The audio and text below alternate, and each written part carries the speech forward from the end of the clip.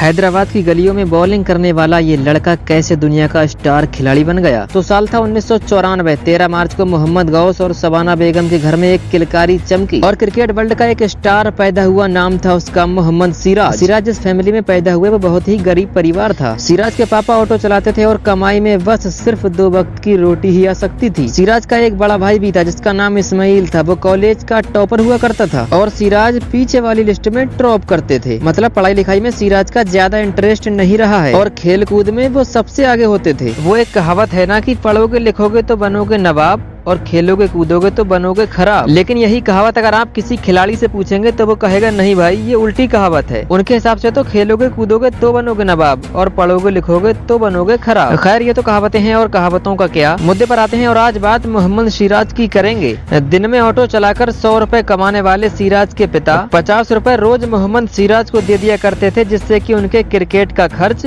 चलता रहे। और सिराज का भी क्रिकेट में बहुत इंटरेस्ट था। वो कहते हैं ना कि खेल में इंटरेस्ट और ट्यूब से टूथपेस्ट जब तक बाहर नहीं आते जब तक हाथों में दम ना हो। सिराज के हाथों में दम तो बहुत था लेकिन जेब में कुछ खास दम नहीं था। उनके पास उस दौर में इतने भी पैसे नहीं हुआ करते थे कि वो एक ढंग से बॉल खरीद पाए, इसीलिए उन्होंने टेनिस बॉल से प्रैक्टिस करना शुरू कर दी थी। एक लोकल मैच के दौरान मोहम्मद सिराज ने 25 रन देकर 9 विकेट झटक लिए और फिर ऑर्गेनाइजर्स की नजर उन पर पड़ गई। 2015 में हैदराबाद की रणजी ट्रॉफी टीम में सिराज सिलेक्ट हो गए। मोहम्मद सिराज ने रणजी में इतनी जबरदस्त परफॉर्मेंस दी कि हैदराबाद ने 2017 में उन्हें 2 करोड़ 60 लाख रुपए में खरीद लिया। पढ़ाई में कमजोर सिराज को ये भी नहीं पता था कि 2 करोड़ में जीरो कितने होते हैं और करोड़ों की बात उन्होंने सिर्फ केबीसी में ही सुनी थी भाई साहब। और उस पैसे से मम्मी पापा के लिए सिराज ने एक नया घर खरीदा। सिराज के मम्मी पापा की पता नहीं कितनी ईदें बिना नए कपड़े पहने गुजरी थी। और फिर 4 नवंबर 2017 को सिराज ने अपना पहला इंटरनेशनल मैच खेला।